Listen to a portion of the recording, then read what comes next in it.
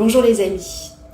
Alors dans cette vidéo, j'aimerais te raconter comment j'ai dépassé mon pire traumatisme.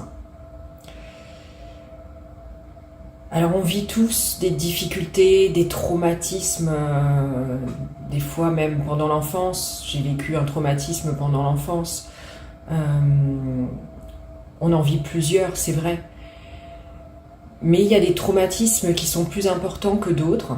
Et voilà, en 2017, le 1er septembre 2017, ça faisait 9 ans que j'étais avec mon ex. Et nous avions eu un enfant qui avait 3 ans à ce moment-là. Et mon autre enfant, plus grand, qui avait 10 ans à l'époque. Non, qui avait 12 ans, pardon, à l'époque. Qui avait 12 ans à l'époque, est venu me trouver ce 1er septembre 2017 pour me dire que mon conjoint abusait de mon enfant. Et là, déjà on se dit comment c'est possible de vivre sous le même toit que quelqu'un et de ne pas se rendre compte. Et ben c'est le cas de milliers et de millions de personnes dans le monde entier. Parce que les personnes qui font ce genre de choses, que ce soit les personnes qui abusent d'enfants, le cachent aux yeux de tout le monde. C'est des gens comme vous et moi, malheureusement. Et moi, je pensais que c'était quelque chose de très rare. Je pensais que, évidemment, que c'était pour les autres et que c'était quelque chose de rare. Et en fait, c'est quelque chose qui se passe partout, dans toute la société. Des gens qu'on ne soupçonnerait pas, des collègues qu'on côtoie, des familles, dans la famille, des amis, etc. Bref, parenthèse.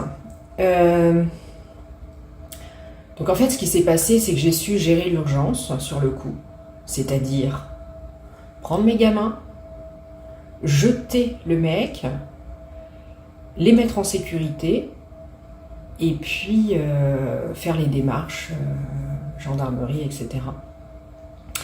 En plus, j'ai travaillé dans le secrétariat en CMP, où ce genre de choses arrivent régulièrement. Et j'ai dû appeler mon ex-collègue pour lui demander comment faire, parce que quand ça nous arrive à nous, on ne sait même plus si on doit porter plainte contre notre conjoint, quoi. Donc il a fallu qu'elle me le dise, il a fallu que je l'entende. Ben oui, Marie, il faut que tu ailles porter plainte contre ton ex-conjoint. Donc voilà, après j'ai fait tout ce qu'il fallait, et puis lorsque mes enfants étaient en sécurité, mon cerveau s'est retourné, les amis. Alors ça, c'est quand on vit un traumatisme, le cerveau se met en off, je sais pas comment, mais en fait on est dans d'autres sphères. Je crois que c'est comme si on avait pris une substance. Moi qui n'ai jamais pris beaucoup de l'alcool ou qui m'est bourré la gueule, je sais pas ce que ça fait, mais je crois que c'est la même chose. En fait, j'étais dans une autre sphère. Donc voilà. Donc ça a duré le temps que j'ai été hospitalisée, n'est-ce pas? Et après, une fois hospitalisée, on se réveille très vite parce qu'on revient dans cette réalité, la réalité. Donc suite à ça, les amis, une longue descente aux enfers, parce que évidemment l'entourage de mon ex, ils m'ont tous laissé tomber. Forcément, c'était moi la vilaine parce que je réagissais. Donc c'est vrai que dans ces circonstances-là, on vit un traumatisme, et puis on vit aussi la perte de tout le monde, parce que en fait le malheur fait peur, donc tout le monde te laisse tomber. Et puis du côté de mon ex-conjoint, c'était plus facile pour eux de se mettre du côté du bourreau plutôt que d'être du côté des victimes. Alors ça je ne le comprends pas spécialement. C'est vrai que je me dis que moi, si ça m'arrivait Je me mettrais du côté, si j'ai un de mes enfants qui faisait ce genre de truc, bien sûr je ne laisserai pas tomber mon enfant, mais en tout cas je ne laisserai pas tomber la victime. Ça j'ai jamais compris. Alors c'est vrai que c'est une famille méditerranéenne, j'ai rien contre les Méditerranéens, mais je crois que voilà, ils ont besoin de se mettre voilà, tous ensemble, en bloc. En tout cas c'est pas grave, moi ça a développé ma force les amis. Et du coup, vous savez, ce qui nous paraît traumatisme, ce qui nous paraît difficulté, l'est dans notre sphère.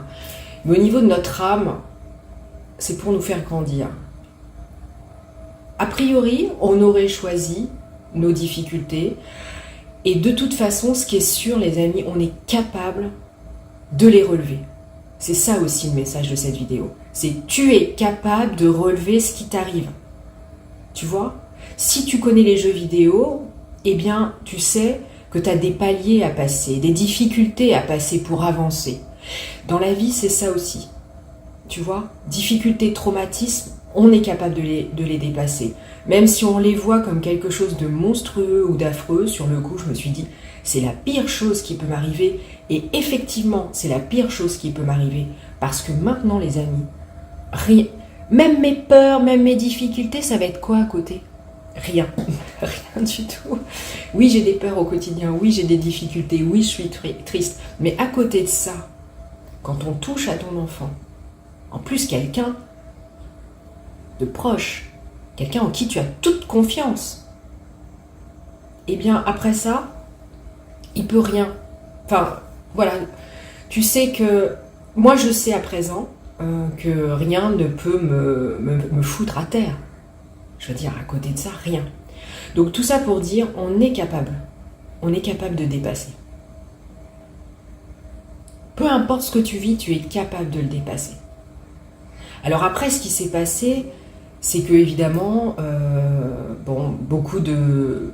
j'ai perdu donc beaucoup de personnes, mais à la limite, c'était des personnes qui étaient dans l'entourage du couple. Mes amis proches, je les ai pas perdus, c'est plutôt moi qui ai pris du recul, j'ai eu besoin, je me suis isolée, je suis restée seule longtemps, des mois et des mois. J'avais encore mes parents, mais sinon c'est vrai que je prenais vraiment beaucoup de distance. Et j'ai eu besoin, c'est vrai qu'on a besoin de s'isoler, on a besoin de faire un deuil en fait, c'est un travail de deuil. C'est comme la perte de quelqu'un. Tu as besoin de faire un deuil, j'ai eu besoin de faire le deuil de cette relation, j'ai eu besoin de faire le deuil de cette histoire, de tout ce qui s'est passé. On a besoin de faire les choses tranquillement. Donc ça se fait pas du jour au lendemain quand même. Mais au bout d'un moment, en fait, je me suis retrouvée à un carrefour parce que je faisais plus grand chose de ma vie, j'avais plus de motivation à part m'occuper de mes enfants, et d'essayer de retrouver le sommeil parce que j'avais pas connu ça, mais quand t'arrives plus à dormir, waouh, ça fait flipper quoi. Je me souviens le soir, je me mettais dans mon lit et j'avais peur de dormir, je flippais, en fait, j'arrivais plus à lâcher prise, j'avais peur de ce qui pouvait m'arriver en fait, c'est ça le traumatisme aussi. Vous avez dû connaître ça si vous avez vécu des traumatismes, la peur de s'endormir est impossible de s'endormir et c'est absolument affreux. Bref, je souhaite pas ça à mon pire ennemi les amis. Donc tout ça pour vous dire à un moment, un carrefour, qu'est-ce qu'on fait de notre vie? On continue notre descente aux enfers? Ou on trouve des choses pour nous raccrocher? Bien, c'est ce que j'ai fait avec cette chaîne, les amis. Cette chaîne a été thérapeutique et m'a raccroché à la vie. Après, y a des gens qui vont voir des psys. Moi, j'en avais vu toute ma vie parce que j'étais anorexique, phobique, tout ce que vous voulez, plein de trucs. Hypersensible, plein de bazar. Donc j'ai vu des psys toute ma vie, donc c'est plus ma tasse de thé du tout. Donc en fait ce que j'ai fait, j'ai créé cette chaîne par exemple, et ça m'a redonné goût à la vie. parce que j'ai vu que je pouvais aider d'autres personnes. J'ai pu me faire des liens, ça m'a donné, voilà, ça m'a donné un élan de vie, parce que le partage, parce que tout ça, quoi. Donc tout ça pour vous dire, les amis, à un moment, choisissez la vie et choisissez ce qui vous, voilà, ce qui vous appelle. Allez-y, quoi. Moi, ça a été ça. Je me suis dit, tiens, je vais poster une vidéo sur YouTube, et puis après, ça a été, voilà, ma bouée de sauvetage. Trouvez-vous après une bouée de sauvetage pour vous en sortir. Il y en a plein. Tout est possible. Voilà. Et sachez que les difficultés, tout ce qu'on vit, eh bien, on est capable de dépasser. Et pour notre âme, c'est juste voilà, c'est juste une petite secousse. Mais c'est pas l'horreur que nous, on voit. Voilà, et c'est fait pour qu'on passe des levels. Voilà, qu'on passe des... Voilà, moi je suis arrivée, vous voyez, en haut du jeu, et c'est fait pour évoluer, les amis. Voilà. Je vous fais plein de bisous. Merci de vous abonner. Merci de partager cette vidéo à quelqu'un qui vit quelque chose de difficile, un traumatisme ou quelque chose. Et puis en ce qui concerne ce que j'ai vécu, ne vivez pas dans la peur, mais soyez bien à l'écoute des enfants.